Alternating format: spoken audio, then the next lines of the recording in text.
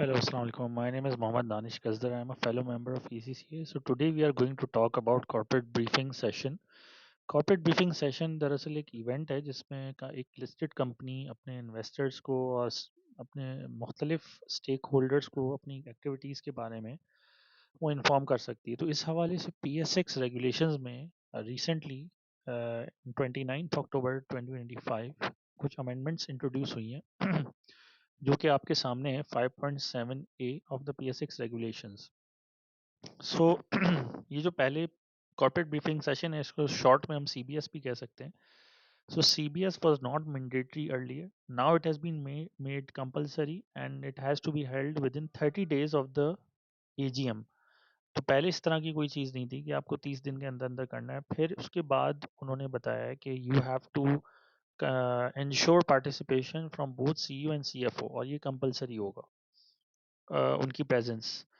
Then जो CBS पूरा है ये it has to be arranged by the investor relation manager और someone who is an employee of the company. ऐसा नहीं हो सकता कि कोई बाहर का जो है वो किसी बंदे को आप बुला के और ये सेशन कंडक्ट करवाएं। So it has to be done by who is part of the company.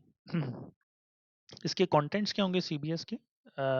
First and foremost the financial statements और उसमें जो भी रेलेवेंट डिटेल्स हैं वो होंगी। Year on year comparison for the last 4 years and key revenue drivers, explanation of material variation balance sheet and income statement items। तो एक तरह की वेरिएंस एनालिसिस होगा from the previous year। disclosure that actual results may vary from those forecasted or estimated। तो जाहिर है उसमें अगर आप कोई forecast या estimates दे रहे हैं तो उसमें ये disclosure होना चाहिए कि actual figures could change। और इसमें IFRS 8 international financial reporting standards number 8 operating segment के हवाले से इंफॉर्मेशन होनी चाहिए कि कंपनी की क्या इंफॉर्मेशन है with respect to its products and services, geographical areas और मेजर कस्टमर्स। सो एक कंपनी की सेल्स अगर 100 रुपये है तो उसकी फॉर एग्जांपल दो प्रोडक्ट्स हैं तो एक प्रोडक्ट की सेल 60 रुपीज़ है, दूसरी की 40 है।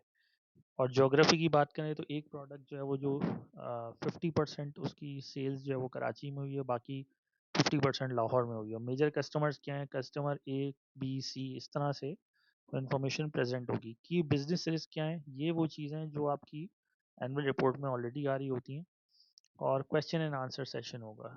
अब CBS के हवाले से एक और अहम चीज़ क्या है कि उसका नोटिस है and its notice needs to be given at least 3 days before. अब ये 3 days लिखा हुआ है, इससे मुराद नॉर्मल डेज हैं। तो अगर आपकी सेशन जो है वो मंडे को है तो you can give a notice on Friday.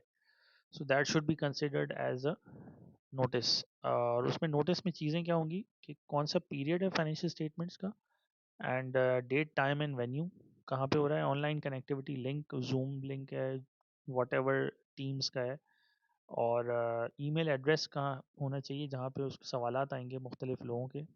Medium provided to gather feedback, वो मीडियम कोई भी हो सकता है, it could be any social media और कंपनीज ऑफिशियल चैनल जहाँ पे व्यूअर्स अपने कमेंट्स वो डाल रहे होंगे, लाइक्स एंड डिसलाइक्स।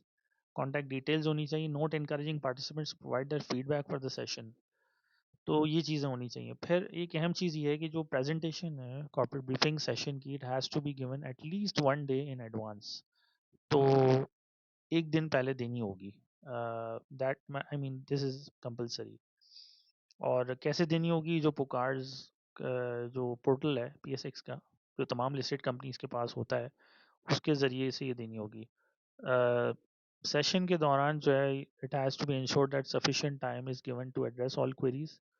और after holding of the CBS the listed company shall ensure dissemination of the video recording.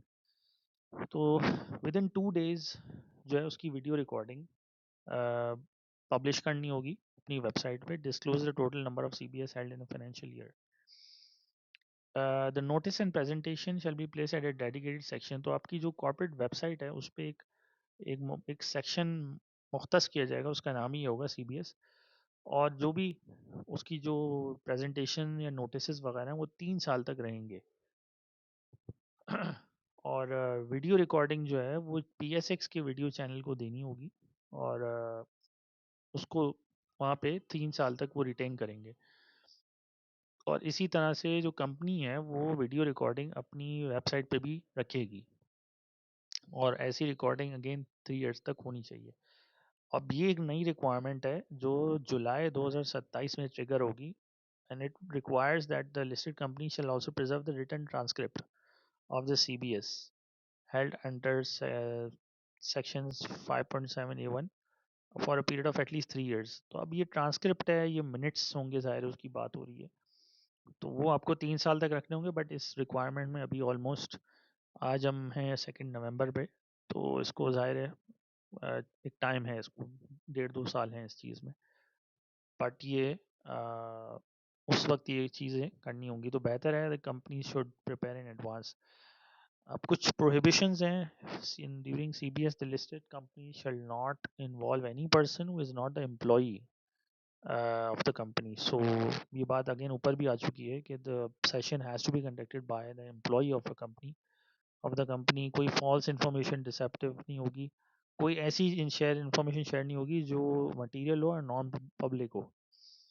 तो नॉन पब्लिक इंफॉर्मेशन और मटेरियल होती है, it is usually considered as a price sensitive information, जिसके हवाले से already PSX regulations में हिदायत मौजूद हैं कि उसके साथ क्या करना होता है प्राइस सेंसिटिव इंफॉर्मेशन के साथ। और company shall not state the opinions relating to financial strategic और operation developments of the company as facts.